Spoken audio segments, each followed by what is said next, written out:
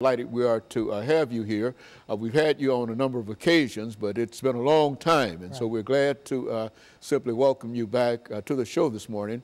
And as we indicated, the topic is the challenges of the Christian experience.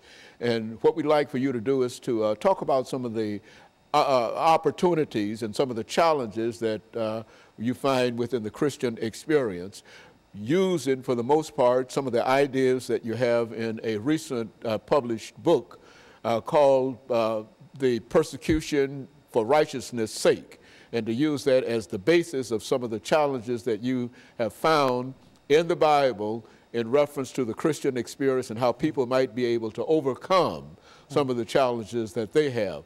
But before we do that, Pastor Hayes, let's see if we can have you to give us some information about your background, your education, and your experiences.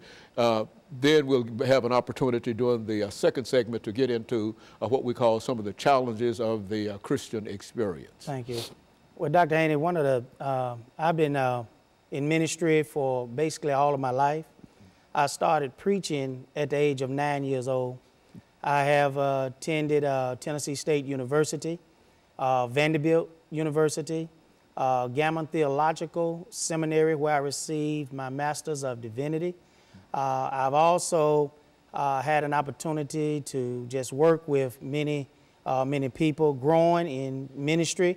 I've been pastoring in the United Methodist Church for over 37 years, several churches. All of those churches have been growing and live churches, a lot of different situations. So it has certainly been interesting and an opportunity to do a lot of different things. Also, you find in the ministry opportunity to deal with a lot of different people. Through church growth, I have won one of the highest awards in the United Methodist Church called the Denman Award. This is an evangelism award. So I also had that opportunity to win that award several years ago. We took a church from very few members to over 400 members in like a 3-year period. So that was also an exciting time of ministry. Just continue to grow, continue to learn, continue to work with people has been one of the things that I've enjoyed doing. And so certainly I'm thankful for that. I've also participated in many workshops, have led many workshops in the United Methodist Church and outside of the United Methodist Church. And so that have given me strength and courage to do the will of God for the ministry and trying to reach people and save them and bring them to church, and also to lead them to a life of being a Christian for the Lord.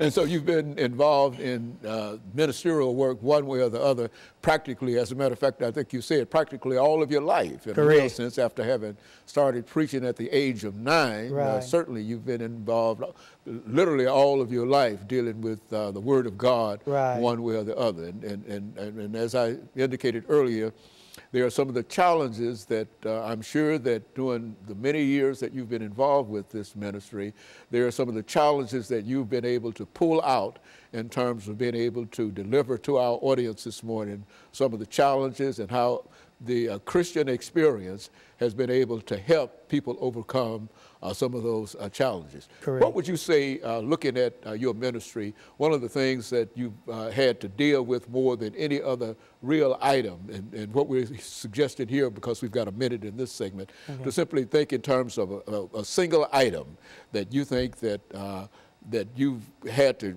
deal with in your ministry, doing all of your churches and et cetera, that you could start us off with when we come back, dealing with as a challenge. Okay. Just think about that, and perhaps you want to make some statements in reference of what that challenge might be. One of the things, you know, we're going to talk about just loving people. You got to be a good Christian and a true Christian is crossing lines where you just love everybody. You treat everybody like they're somebody, even those that others may count out. You have to treat them as a child of God.